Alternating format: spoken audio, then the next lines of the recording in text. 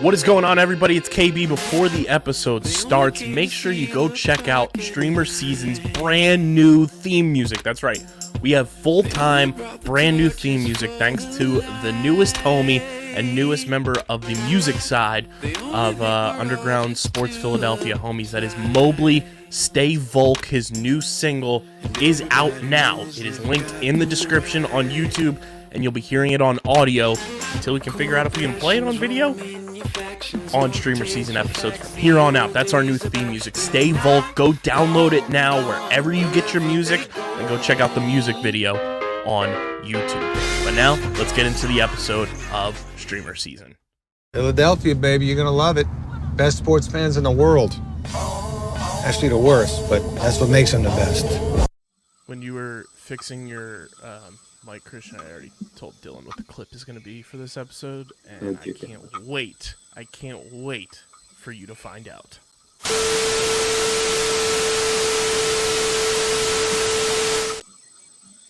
What is going on, fellow streamers? Welcome into another edition of StreamerSZN, the exclusive streaming platform TV and movie podcast on the Underground Sports Philadelphia Podcast Network.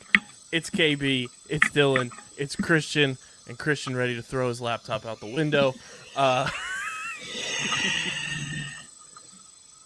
We've got a fun show for you guys. The Ted Lasso Season 3 binge continues. We got episodes 3, 4, and 5 this week because today was just a day, and the boy got his car looked at and was trying to get air conditioning in his car for the first time in 3 years.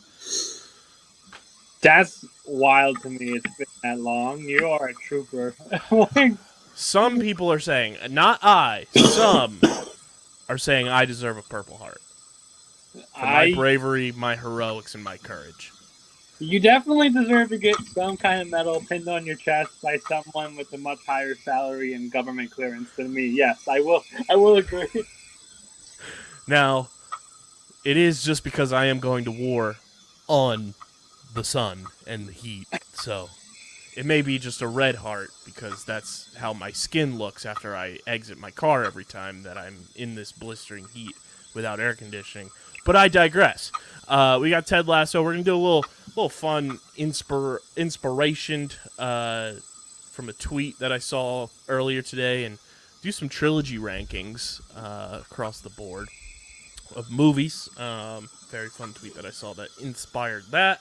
And then we'll get into the latest across streaming platform multiverse news and notes, brought to you by our friends at Kenwood Beer.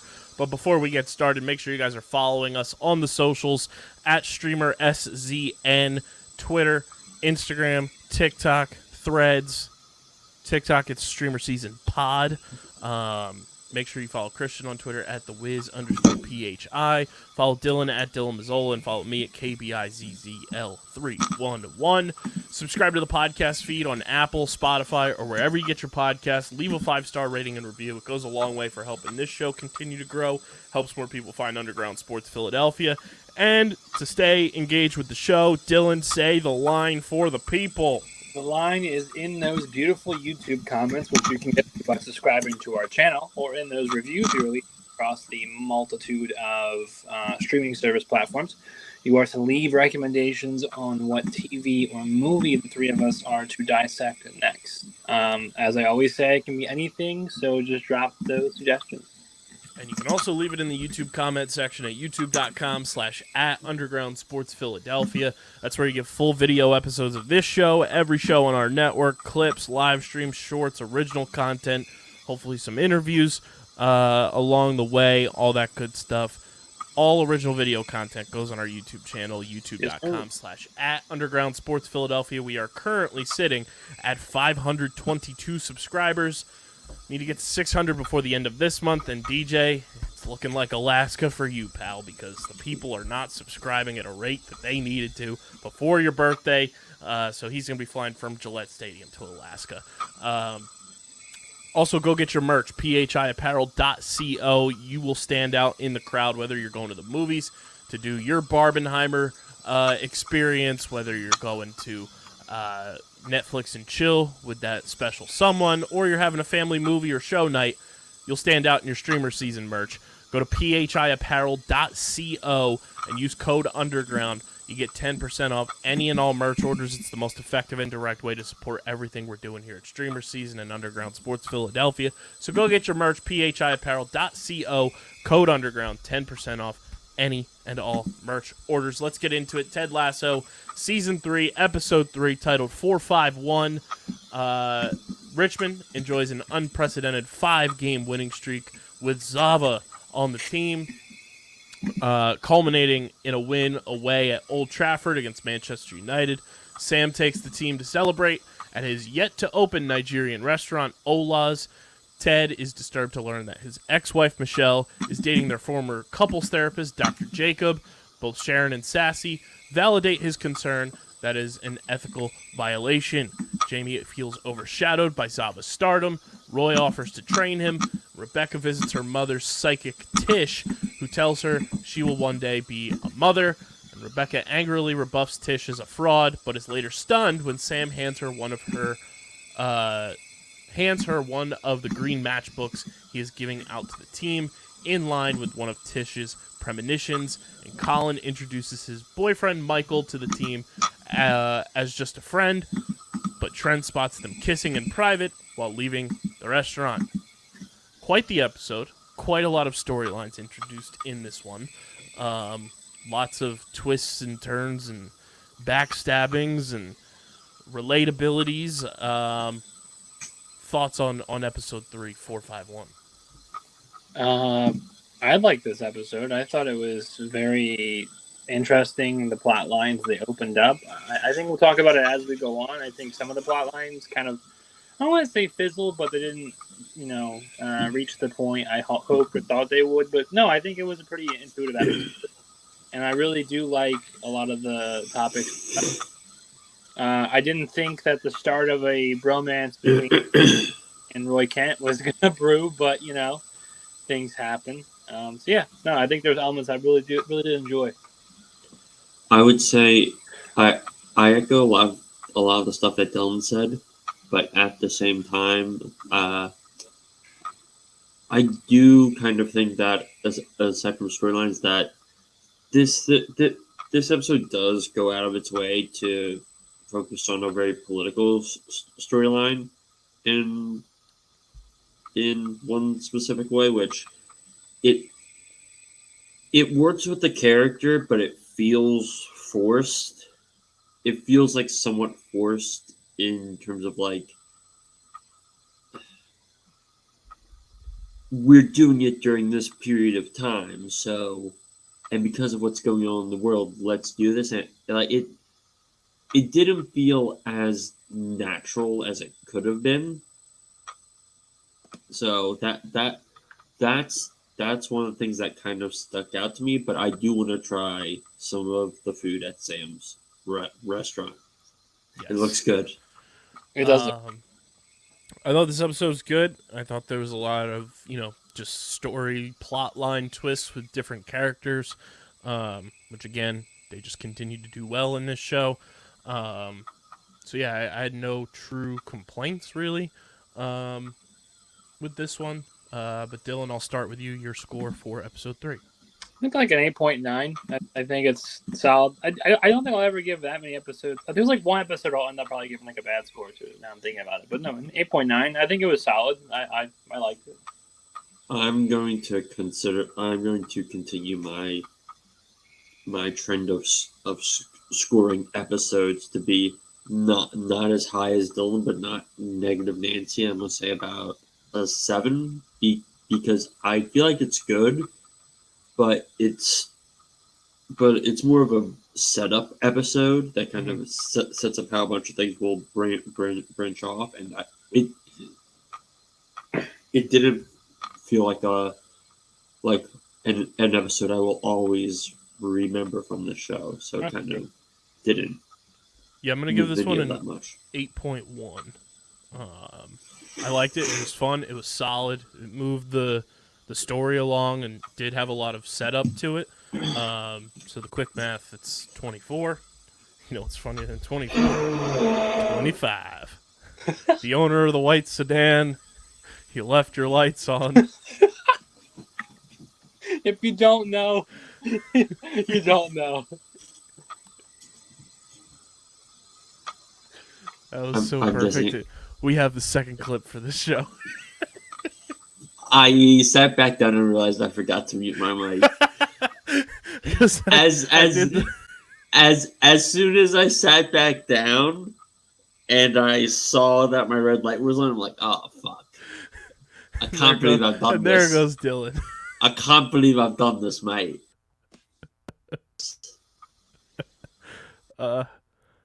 What the hell's happening?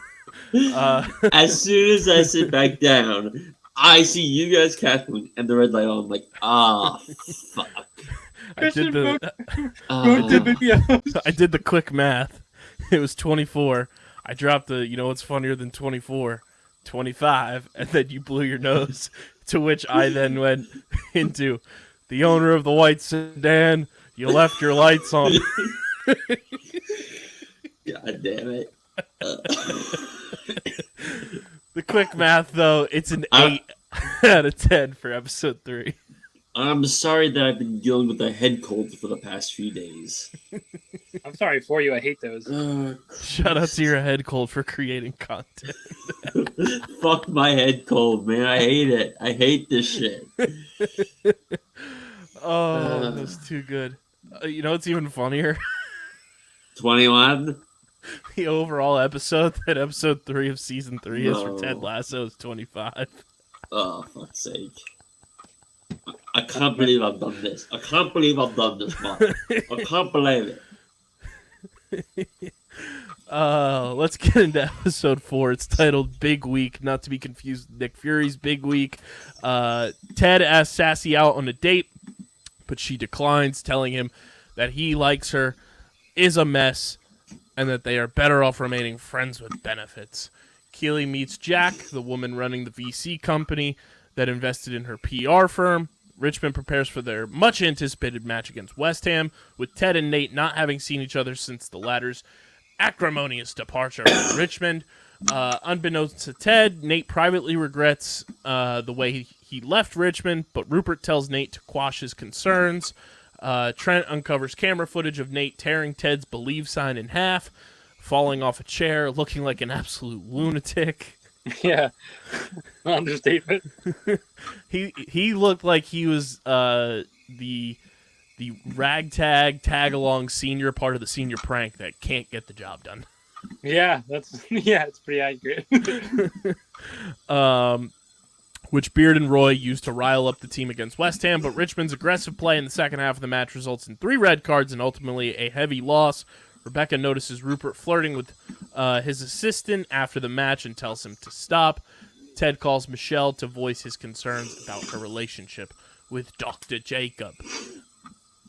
Wild episode. Wild. Lots of plot thickenings, if you will, from this one. Talk about a big week. It certainly was. Christian, your thoughts on the big week? This was one of the messier episodes of the season, and people have called this a bad season of TV, and episodes like this are where I kind of see where that's coming from, because it's compared to the first 2 seasons. Episodes like this especially feel very messy and disjointed, and we've talked about all these storylines coming out, and it's like, oh, we're just bringing back cheating Rupert style again, and it's like, okay, sure, yeah, but it's like, I had fun watching, but it's messy. Yeah, I would agree with that. I think like the overarching thing here is I enjoyed each episode, but I do agree with what Christian said. Like when I rate this in a second, it's gonna be lower. The only thing I'll have to add is I'm so conflicted now that I'm reflecting on watching it. Like, I like how they handled the Nate storyline, but I also don't, because at the same time, I don't know. But we'll touch on this when when Nate kind of finally does his turn, Dylan. Yes. But I feel like the turn is the weirdest part. Yeah. I guess that's probably a good way to put it. But the turn is so sudden and weird. Like how he ends up coming back makes sense. All of this stuff here makes sense. It's just the middle portion of the entire thing where it's like, why? Yeah. Yeah. So leading up to that, it's kind of but yeah, I think the episode's fun. I think it touches on some good points and brings up some important things, but it definitely lacks as much direction as episodes in this very season and of prior season. Definitely felt like a episode that wants to just get reactions out of everybody Yeah. for all of the stuff that they did and had occur. Like, I didn't hate it, but I kind of agree. Like, this one was like a little muddy. It was a little too much packed into one episode, and some stuff that you didn't necessarily need, but still a solid episode, I think, across the board. This one was written by Roy Kent himself, Brett Goldstein. Your score, Christian, for episode 4, the big week of season 3 of Ted Lasso. For me, it's an unfortunate. We'll call it like a 6-7. Like it's probably my least favorite one from the season, but it's like still not. It's not an objectionable episode of TV, like other things we watched. I think that's fair. I'm going to be a little... I love Ted Lasso. We all know that, so I'm going to go a little higher, but I'm going to go a lot lower with my other scores. I'm going to say it's like a 7.4 for me. It's the same thing. Like, I wouldn't tell someone to skip it or like, oh, wait till you get to that episode, but I'm not also going to rant about it because there are several other episodes. There's like 12 other episodes across the 3 seasons that are better than this. So, but yeah. I'm going to give it a 7.5. Like, perfect, right down the middle. Which gives it a 21.6. You divide that by 3, that equals a 7.2 out of 10, which is still pretty darn good on our scale of grading things. And the final episode for this breakdown is episode 5 of season 3, titled Signs.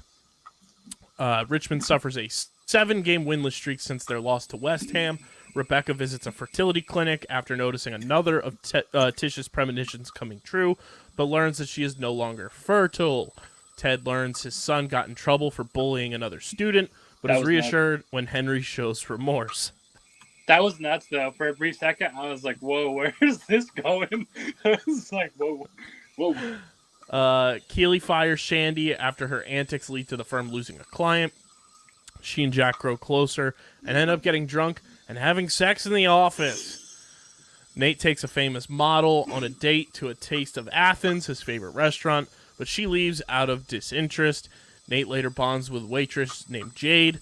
Zava fails to show for the Manchester City game, forcing the team to play without him, which ultimately they end up losing. Following the game, Zava announces his retirement, leading Ted to make a speech suggesting Zava's departure will benefit the team, as it will encourage them to regain their belief in themselves and maybe in avocados. Which felt like a very Zlatan thing that could happen. Yeah. So I was like, okay, checks out. It does check out. I feel like episode 5 is kind of more or less what Kyle said about 4 in terms of like going for reactions. But at the same time, I feel like it was more cohesive than 4. You know, like I feel 5 definitely flowed a lot better, and I feel like some of the storylines that touched on were good. Like, for example, my girlfriend watched the show with me, and she called the Keely and Jack thing right away. I was blind. Oh, I saw that coming a mile away as soon as I saw them still swigging that drink. I saw it. No, I'm saying, like, she called it, like, episodes ago. Like, I was like, whoa, good eye. But I guess there's something there. But my point is, like, it made more sense and things came together, and I feel like the topics in this one were like better laid out and better for the show. And everyone likes foreshadowing and signs and that kind of nature, so that appeals to me. Yeah, it's not as messy of an episode, but it also has like a few more amusing bits, and I feel like we kind of just should note how it's kind of like Zava basically pops in for 4 episodes of this season and then pops out until we get the joke at the end, Dylan. Yeah. And it's kind of just like it feels random and thrown in last minute type of thing. Like would we're doing this for 4 episodes and we never hear from him again. Like really when it was so core to the whole start of the season. Yeah. But that's a good way to put it, actually. Ted Lasso, and I'm thinking about it, is almost a TV show that I would personally say, like, they ended it a little too, I guess when Kyle watches it, things conclude, but it almost does feel rushed in some way. So the biggest thing with this final season, and we keep talking about this as they go through, is they try and do way too much in terms of telling stories about too many people and going into the relationships and everything. That being said, there is one episode, I don't remember if it's the next one or the one after that I think is one of my favorite episodes of the series. So yeah, I felt like some of the stuff felt rushed. It felt forced in a way. You know, the Keely and Jack thing kind of just like, oh, let's throw a corkscrew into, you know, this one, and you know, the Zava retirement. I would counter your Keely Jack point by saying, like, it doesn't surprise me that it doesn't surprise me about Keely, but I wasn't overall like expecting that. So the Zava retirement felt rushed. Yes. But overall, again, like, another good episode. Like, Nate just being proven time and time again, he's just a loser. Getting boom, boom, boom, boom, boom, boom. Nate is a loser, though. I do think Zava deserved better if he stayed on the team in a capacity and almost like was forced to ride the pine because they realized they're better without him. That would have been like a more interesting and realistic scenario. And then like eventually he can play again because he learns some sense of teamwork from like not playing, but rather they just write him off in a weird, hilarious avocado farming way, you know? It's just kind of like, whatever, I guess. Even then, like, one, like, you could just have him disappear and have no one know where he is until, like, the last episode or two of the season, and then you basically have every week Higgins is trying to figure out where Zav is. Like, that's more fun and stuff than like guy's a goat. than like just going, oh yeah, he's retiring and making avocados. It's like, really? We just did all of this for that? Yeah, that'd been cool. Like, your bit, have him disappear, and then like the last game shows up fully dressed, like, I'm back, coach. Like, what? Where were you? Yeah. No, but he also comes with the thing that was in the box. Yeah. So Christian, I'll start with you. Your score for episode 5 of season 3 of Ted Lasso, Signs.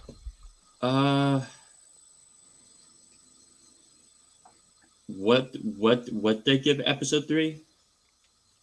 3 you gave a 7, and then the last one you gave a 6-7. So I give this a 6-9. Nice. I see what you did. Nice. Sex happens. You give it a 6-9. I guess by that logic, then I would have to go with like an 8 to split the difference, because I went 8.9 the first one, and I went 7.5. So I'll go like 8. Yeah. I am gonna give this episode. I think I'm gonna give it a 7-8. All right. 7-8 is gonna be my score. It's 22.7. You divide that by. How does Dylan keep disappearing? Get your shit together, homie. Come on. Get your device of choice under control, there, partner. Me? Yes, you. You boy. So the quick math rounds up to a 7.6 out of 10 for episode 5 of season 3 of Ted Lasso. Let's move along to our trilogy rankings, which is inspired by fun tweets brought to you by our friends over at Tomahawk Shades. You're gonna hurt The best small batch eyewear in the game. You guys can go to tomahawkshades.com, or actually you can go to the App Store and download the all-new Tomahawk Shades app, where just by downloading the app, opening it up, you can claim a free pair of sunglasses. They also have their warehouse sale going on right now for $5, $10, and $15 warehouse surprise boxes that range anywhere from $15 to $100 values. They've got their sunglasses, the blue light glasses, the prescription lenses. They're all available in the app or at tomahawkshades.com. And when you go to checkout, use promo code USP for 25% off your order at tomahawkshades.com. That's promo code USP for 25% off at tomahawkshades.com or in the Tomahawk Shades app. So this, I got inspired by this today when I logged on to the tweet machine, the old RIP Bird app, at Blu-ray Angel on the tweet machine. I think I may have seen this tweet. Tweeted, be honest, is Guardians of the Galaxy a better trilogy than the Dark Knight trilogy? Okay, I did not see this. So that inspired me to just think of all possible trilogies that we could throw into this kind of blender. But I'll start with this and get your guys' opinions. Is Guardians of the Galaxy a better trilogy than the Dark Knight trilogy? No. I haven't seen the last Guardians, but I will bet you all the money in my wallet right now that the answer is still no to that. So it doesn't reach the peak of the Dark Knight trilogy. Like it has better overall consistency, and like, listen, I'm not the biggest fan of Batman Begins, but I still think I like it more than the first Guardians film, and then I consider Guardians 2 and Dark Knight Rises a wash. So I love this response tweet from at Emmy_future. Emmanuel Arriaga tweeted, it's a picture of J. Cole with a lyric from his song Middle Child that says, "They act like two legends cannot coexist." That is true. They are. I think these trilogies, like, it's tough to compare them in the first place because they are such different types of trilogies too. Like, everyone remembers how iconic The Dark Knight is, obviously, for multiple reasons, between Christian Bale himself, Heath Ledger's Joker, Two-Face, just a brilliant movie. Yeah, what's that actor's name? Aaron Eckhart, right? I believe that's his name. Yeah, he kills it in that movie. And then everybody loves Bane in The Dark Knight Rises. Everybody loves that just build up and everything. That's why I love the Batman. Rightfully so. Like, I literally have this poster. I have a Heath Ledger poster over there to my right. But, like, people forget that, like Kyle just said, like, the actor who played Two-Face literally kills that role as well. He's great. And there are so many other characters. His name is Aaron Eckhart, sir. I said that when you blew your nose, good sir. Apologies. It's all good. You didn't know. You didn't hear. But my point is, he gives us all. He kills it. And Christian Bale, like, there are so many people that are able to, like, coexist, and just it makes a great environment, a great film. And I do agree with what Christian said. I do think the third one is kind of like, yeah, but I like the first two a lot. And I guiltily like the third one. My gripe, I'll go into it, is just stupid. But my point is that it's a beautiful trilogy, but so is, well, from what I've seen, because I haven't seen the third one, it sucked. Guardians, for me, 2/3 of it, wonderful. Guardians of the Galaxy Volume 2/3. Yeah. Me personally, like, I think the Guardians trilogy, number one, is the best trilogy in the entire MCU as a collective trilogy. I could agree with that. Wait, I would maybe counter with Captain America, like that's Sure, but I have a counter to your counter. sure, Iron Man. but because I feel like Winter Soldier and Civil War stand out as like probably two of the better MCU films, and then you can take your leave. First Avenger. Say this. That's my counter to your counter.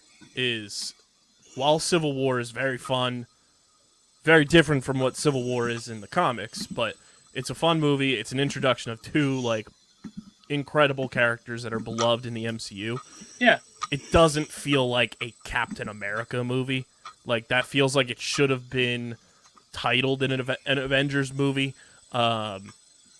But you're playing semantics there. But that's just how I view the third Captain America movie. Is like, it doesn't feel like the first two Captain America movies, where it is a storyline based around Captain America and like his happenings. It is more so like Avengers infighting. Mm-hmm. I like the Iron Man discussion. I think the Iron Man trilogy is heavily underrated. Well, I said Iron Man because the way I look at it, in my opinion, is I think the two that you brought up are perfect examples because they are superhero films, but they do not feel like superhero films at times. They are standalone, like, films or worlds. Like, obviously, Nolan's more so than Guardians because, you know, his universe never obviously got connected to anything. But to most of an extent, Guardians is its own entity as well, which is why I like that. And so is the Captain America for the most part, but there are some throw-ins. And same thing with Iron Man. Iron Man, a little bit of Nick Fury, a little bit of Scarlett Johansson, but she's really not. You don't really know who she is unless you like know the comics to that point, watching it. So those three, in my opinion, for superhero terms, are very good trilogies because they very much just feel like their own, like its own entity at face value, and it like very loosely connects into other things. And I think whereas some I think I say, and we don't need to talk about Thor because two of the four fell flat on their face. Nope. The reason I say Guardians is the best overall MCU trilogy is it collectively continues to tell the story of the characters and like progresses their own plot line along, while also having stops along the way in other properties that don't necessarily come from the trilogy themselves, but it fills in those connected points and gives you kind of more backstory, more gray area filler. You know, when they show up in Infinity War, Endgame, when they show up in Thor 4 at the beginning, like, you get that, you know, from it. The Guardians of the Galaxy holiday special, like, those are just kind of like fill in the areas of where have the Guardians been. But I feel like from Guardians 1 to Guardians 2 to Guardians 3, they are almost like their own standalone trilogy where they tell the story of your characters that are involved across the board, and that's why I think it stands in my book as the best overall trilogy in the MCU. I think the Nolan Batman movies are a phenomenal trilogy, and it's just like it's like comparing tomatoes and potatoes. Like they're two different kind of genres, and like Dylan said, like the Christian Bale Batman movies were never a universe type thing where the Guardians are a piece of a larger scaped thing. So it's tough to do that as well. But I wanted to throw in some other trilogies if you guys thought of any. Obviously, one of the most notorious is Star Wars. Has like 3 trilogies. Yeah, I'm going to talk about the OG one. The first 2. We'll skip the more recent one. Star Wars, I think, you know, the original 3 Star Wars movies, 4, 5, and 6, are like regarded as unbelievable in terms of the trilogy zeitgeist of discussion with movies. That is like where a lot of things, built up to, and then obviously you go backwards in time to do 1, 2, and 3, and then you go forward and you get 7, 8, and 9. But I think 4, 5, and 6 are S tier trilogies for the Star Wars movies. They're up there in terms of just overall movie trilogies. I think you have to rank them high just because a lot of people in the industry that we're talking about credit them for inspiring them to who they are today. I mean, we just talked about him. I believe Christopher Nolan is on the book saying he would have interest in doing a Star Wars film, which would be amazing. Maybe he could make one that I would actually want to watch again. But no, the original, so many actors and writers and directors and people, anyone can credit Star Wars for who they are today, like the OG ones and like their vision. And I think even the ones that were made when we were very, very young, they got shit on a lot, but now they've kind of gained a similar respect and people have learned to appreciate them. So I'm curious to see maybe if the newer ones, not for me personally, have ever reached that level as well years from now, where we look back. But I personally ever won't. I hate them, but stop saying I hate them. But yeah, no, I think the first two trilogies of Star Wars are both very important pieces of cinema for different reasons. Are we going to do a broader discussion of trilogies? Because I have some that I want to throw out. I have a whole list pulled up right now. Okay. I have a whole list. Weirdly enough, you said trilogies, and the first thing I thought of was Brendan Fraser, The Mummies. Oh, God. see, my mind goes somewhere that I don't know if either of you will have it. So, I mean, I'm shocked Dylan didn't bring up Die Hard 1, 2, and 3. And I was also thinking of Tobey It's an elite Christmas trilogy right there. Tobey Maguire's Spider-Man. Yeah. Tobey Problem Maguire's with that Spider-Man. is they made a 4 and like a 5. So. But Die Hard as for anyone who knows who Bill Simmons is. He loves to talk about how Die Hard basically created an entire movie trope. Die Hard on a plane is Air Force One. Die Hard on a bus is Speed. And it's like, see, here's the thing. If you think about it, Die Hard has spawned an entire subgenre of action films. So Bruce Willis and company are legend. No, I would say John McTiernan. I know, I forgot the director's name. I didn't have the fact. I'm going to throw a wild card one out there, personally, because the first one is one of my favorite movies from nostalgia and Talk just about it. Toy Story 1, 2, and 3. That's a big one. That's a big one. I think those three, bang, bang, bang, like tell a story from beginning of Andy to Andy all growing up, and then you still follow along with the toys and different, adventures and stuff. Elite trilogy, in my opinion. I think trilogy rankings are fun just for the fact that everyone's going to have their own nostalgic-based opinion, and also inherently, generally speaking, in terms of movies that are 1, 2, 3, usually not all three are good. There's usually like the meme where it's like the 3 dragons and like some. I'm saying like a lot of trilogies can fall in that format. I've got one of those for you. Can I introduce you to the Godfather trilogy? Yeah, exactly. Can I introduce you to Godfather 3? I mean, we can put 2 of those. Well, actually, just the third one. Can I introduce you to Back to the Future? Yes. Oh yeah, I forgot about that. Though there are some that I do feel like hit all 4. Lord of the Rings. Oh, I will. Kyle probably knew that was going to be my top trilogy. That's my that's my number 1. And then there's do we have any Evil Dead fans here? Boomstick. Does Kyle even know what we are referencing? Talk about our boy Ash, dude. Come on. Not an evil dead Matrix Trilogy. I was gonna say the Dylan, God damn it. There's too many people on the internet, apparently. use your fucking computer. My computer's off. I'm trying not to have that much bandwidth. But I hear my fucking brother just talking up a storm over here. He's probably smooching on the internet. Matrix films. Can I interest you in the Bourne trilogy? See, I actually think all three of those are good. Mm-hmm. Can I introduce you into Jesus Christ, it's Jason Bourne.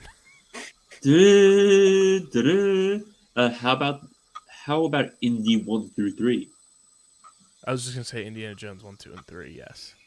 Yeah, those are all classics. I like all three of those. I like them for just how, even though the third one's just hilarious.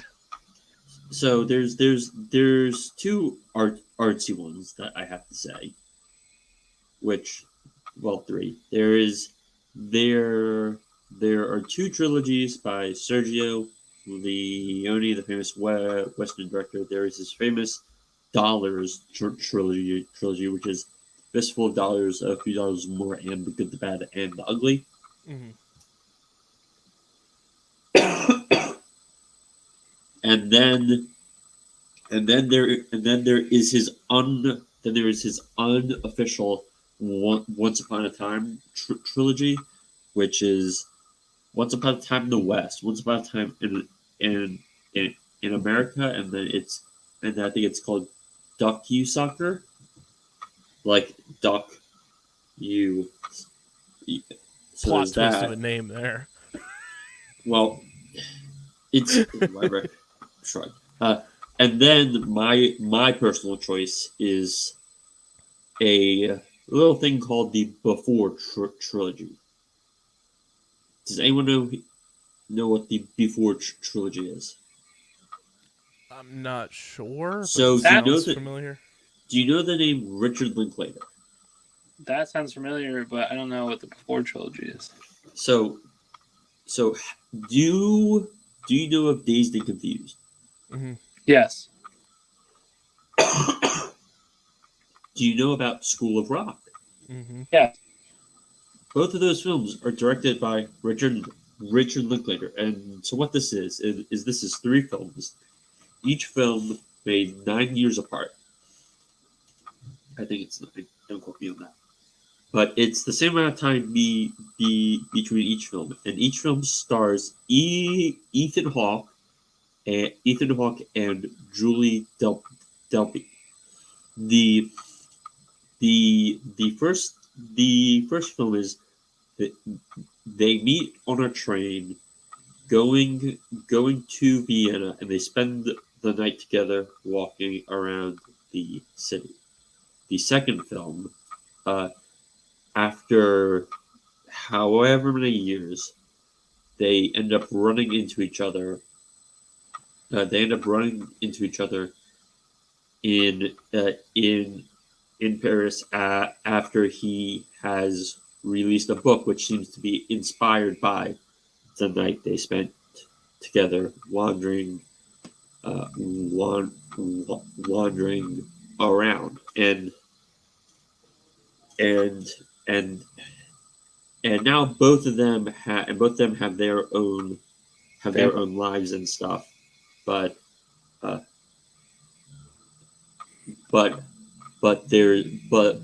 there's still clearly a flame, and he has a flight to catch back.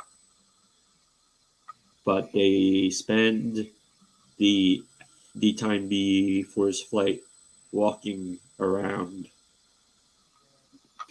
Paris. And then I'm not going to tell you what happens at the end of that film, but in Before Midnight, they are now married and have kids. And let's just say it is a movie that married people watch and go, "Are we destined to become this?" And it's one of the most raw and realistic portrayals of human interaction and like love over time and stuff. And that's one of the great things with Richard Linklater is how he does things over time. Like he's currently he shot a film called Boyhood, which he shot over it was like 15 years and followed like used the same people, and he just filmed in parts over 15 years. And Kyle, you'll enjoy this one. He's currently spending 20 years on and off filming a adaptation of Merrily We Roll Along. So he's going to have the cast age as he films it. That's really cool. Yeah, it's dope. Last trilogy I want to throw in the mix because I think it gets just thrown to the wayside too much and not enough respect for it being a trilogy. The Pirates of the Caribbean, first three. That's fair. I think it's very fun. It's very fun. Like I had this on my list, and I was like, I might watch that this weekend. I remember watching that, like for the first time when I was younger. What's the one where they're all fighting over the chest? Is it the second or the third? The second one. Yeah, dude, the plot twist in that, I was like, whoa. Young Dylan's like, whoa, and then I got older, and I'm like, well, I kind of saw it coming, but either way, it was fun. The first third, like the entire first act of Curse of the Black Pearl. Yeah, a lot of the animatronics, the gold coins, and some other stuff from the actual movie are on the Pirates of the Caribbean ride in Disneyland. Like that is amazing. Like when you ride on the boat, you can see a bunch of the stuff that was actually in the movie, which I think is pretty sweet. We will collectively off-screen culminate a tier ranking list and put a blank one for people to use online to rank their trilogies in an S, A, B, C, D, F tier. Lord of the Rings, once again, I just want to put it out there. That's for me. Nothing's ever topping than that. And I think I speak for Matt that as well. Or no, Matt. Yeah. Right? Yeah. And now Sarah. Sarah's watched them. Go ahead. So yeah, you can also let us know in the YouTube comment section your favorite trilogies and where you would have them ranked and everything. But let's get into everybody's favorite segment.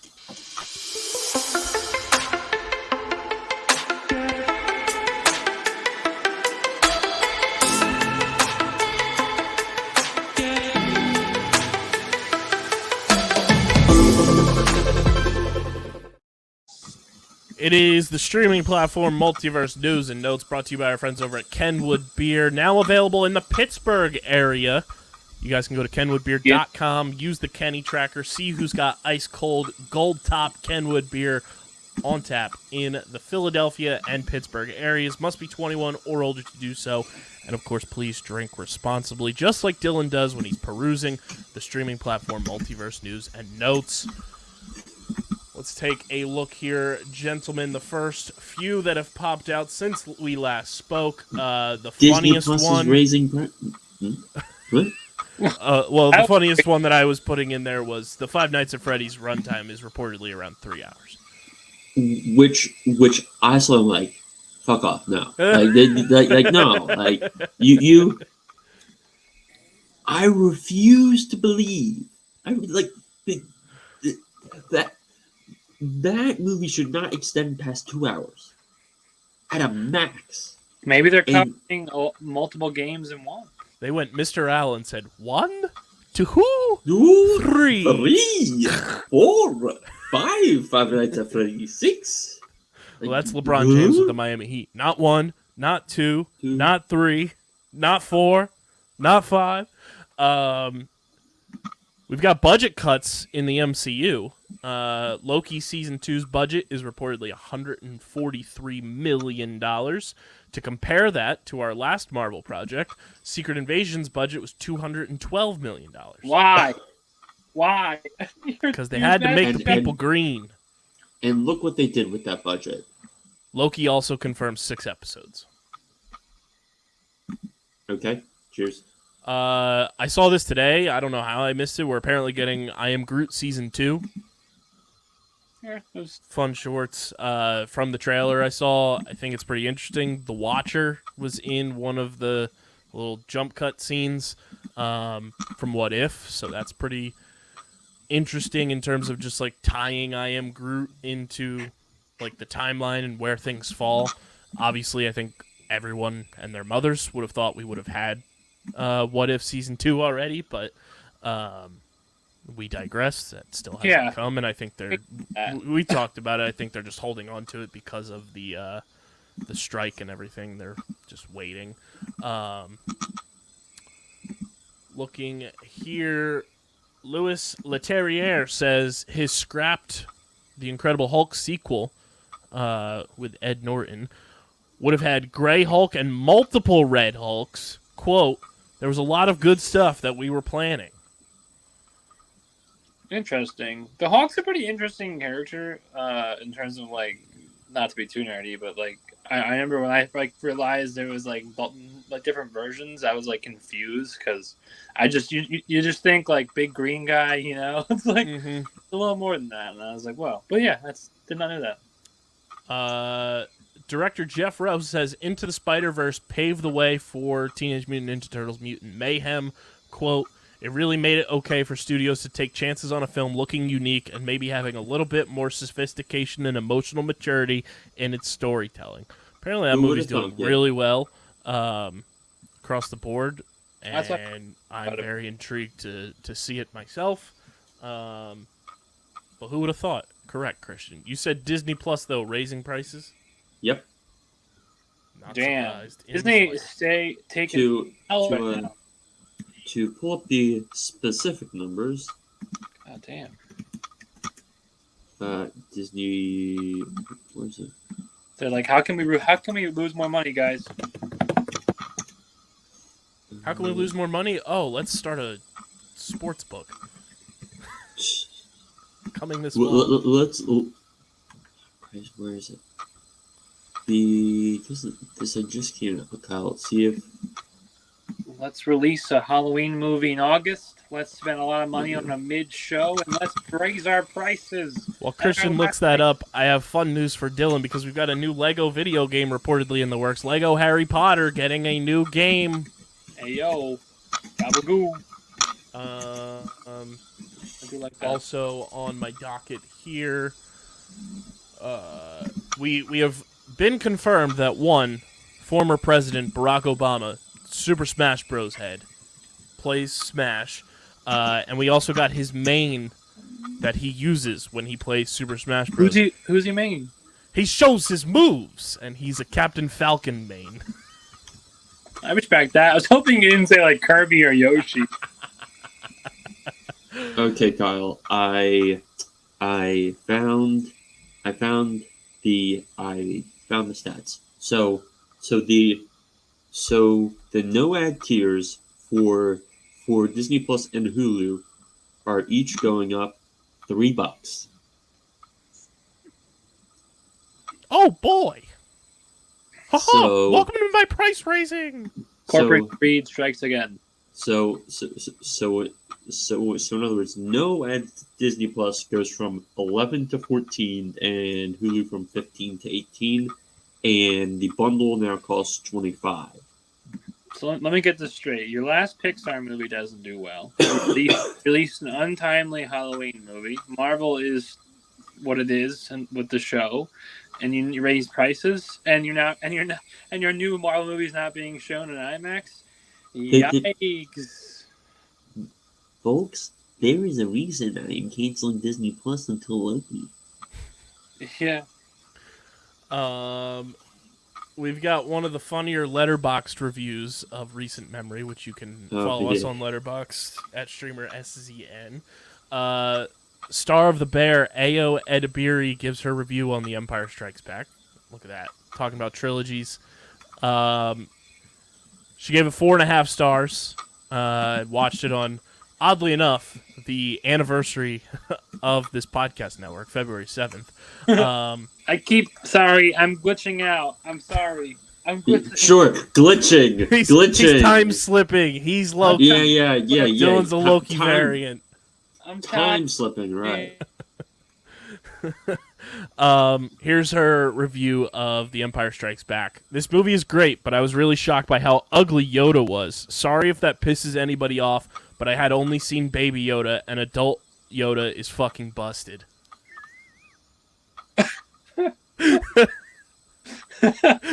Just that is Hall of Fame Letterboxd review. Honest, and that's original. I really haven't heard anybody and the fact that is her takeaway of The Empire Strikes Back, which is widely regarded as one of, if not the best Star Wars movie. That's fantastic. Her takeaway, old Yoda's fucking busted. Kyle, guess what she also shows up in that just went wide in theaters. Peter Camp. Nice. Whoa. Nice.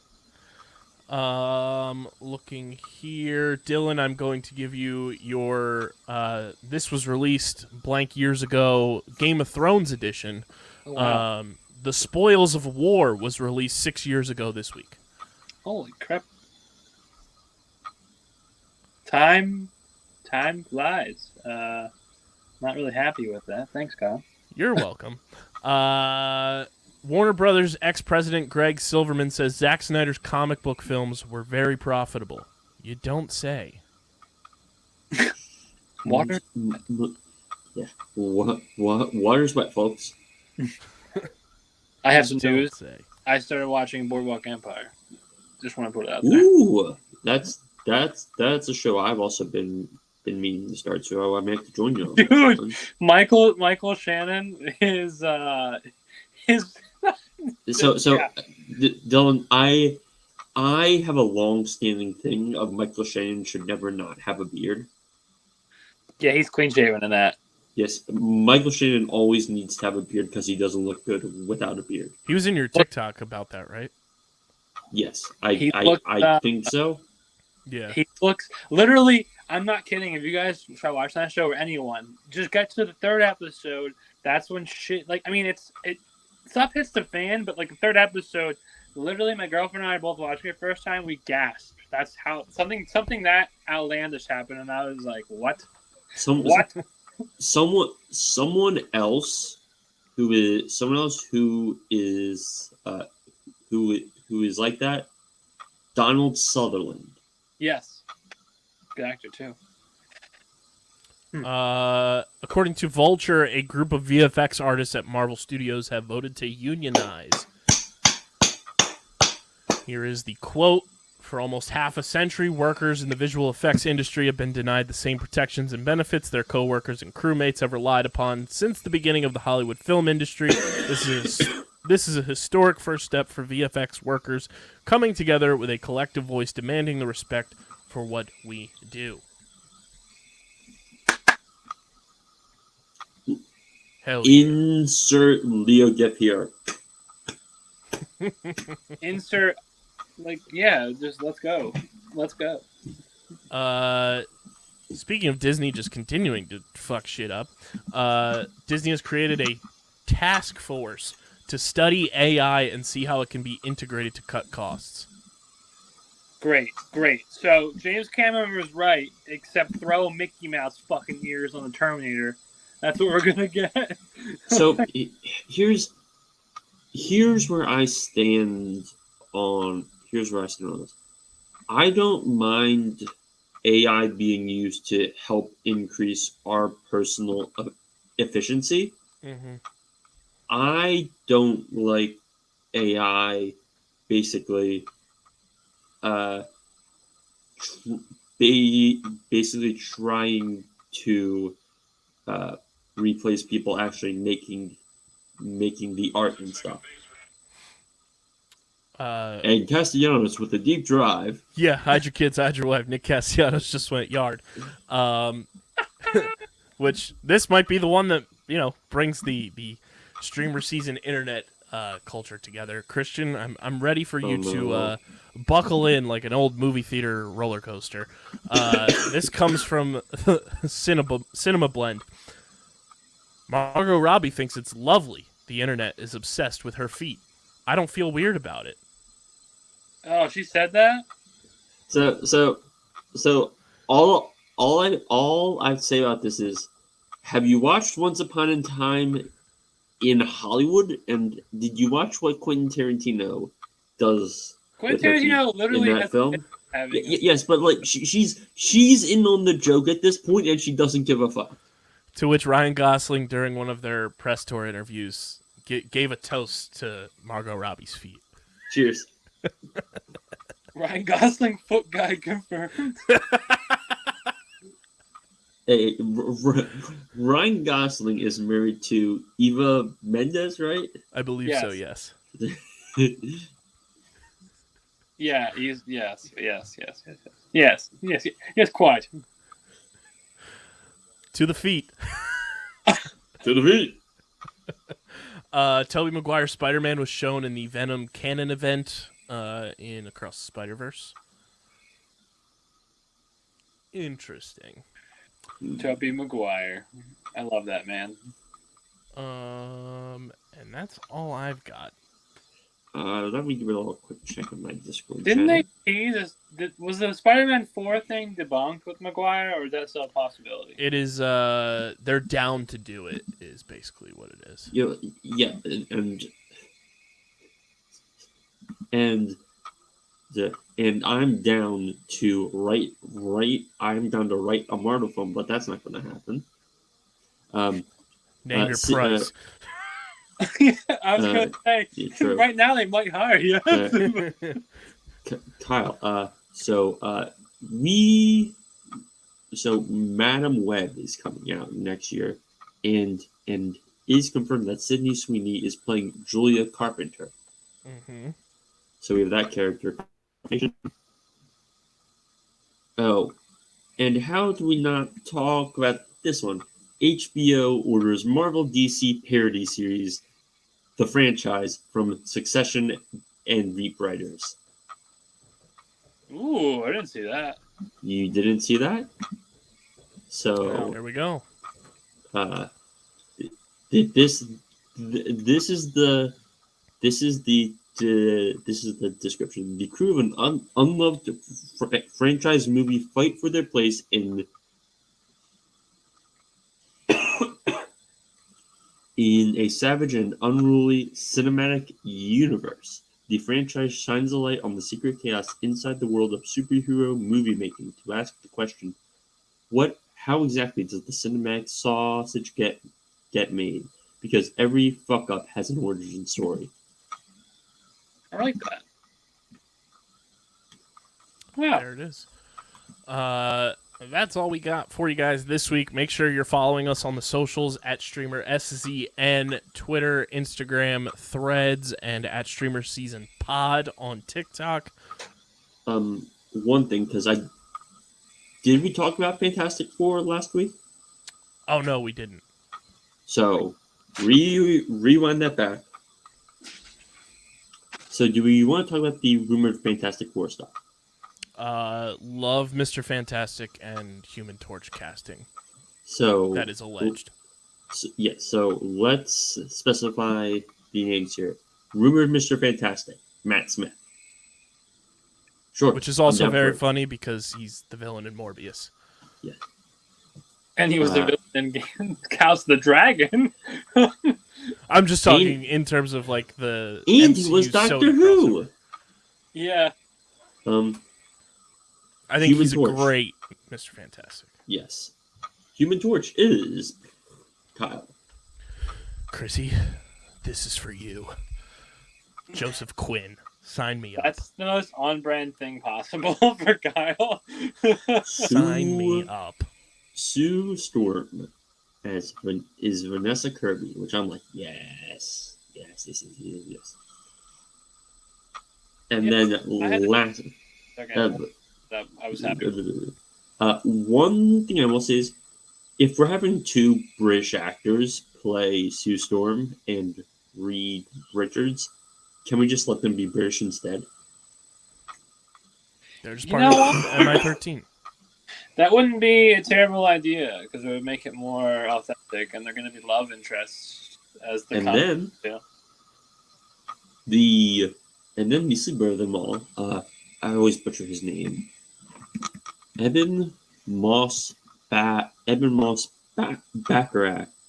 as the Thing.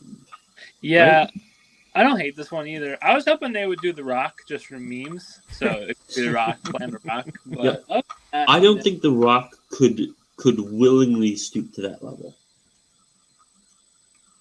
Yeah, and since Groot is still around, Vin Diesel, The Rock, they don't really like each other. So Yeah, but unless the the thing- Fantastic Four is like the Hobbs and Shaw of... But the Thing talks. The Thing doesn't go, the Thing. Yeah, I give this alleged casting like A-. I give them credit too because they went with like interesting names, some like more popular than others, but they went with not nobodies. Like they didn't just go like off the charts with people who it's their like second IMDb credit. So I like that. Also, More Game of Thrones MCU crossover too. also Joseph Quinn and Matt Smith. one more piece of news: Barbie crossed $1 billion, folks. Bonkers. Oppenheimer crossed 500 million, right? I think so. Now there I you think have that's it. all. Let us know about the Fantastic Forecasting in the YouTube comment section, your thoughts on that. Follow us, like I said, at StreamerSZN across all the social platforms and on TikTok at StreamerSZN Pod. Subscribe to the podcast feed, Apple, Spotify, wherever you get your podcasts. Leave those 5-star ratings and reviews. Dylan, say that line for the sweet, sweet people. In those reviews, in those YouTube comment section, you are to leave us recommendations on movies or television shows to watch next across any of the services. And then, of course, subscribe to the Underground Sports Philadelphia YouTube channel, youtube.com/@UndergroundSportsPhiladelphia to get full video episodes of this show, clips, live streams, all that good stuff on our YouTube channel. And get your merch at phiapparel.co. Use code Underground for 10% off any and all merch orders. And this has been another edition of StreamerSZN, the exclusive streaming platform TV and movie podcast on the Underground Sports Philadelphia Podcast Network. We're going to Is go... that you, Matthew McConaughey? All right. Or is that Woody Harrelson? Brothers. True. We're going to go rip down a Believe sign, rank some trilogies, and we'll catch you guys here next week. But until then, we're getting the heck up out of here. Cowabunga. See ya. Peace.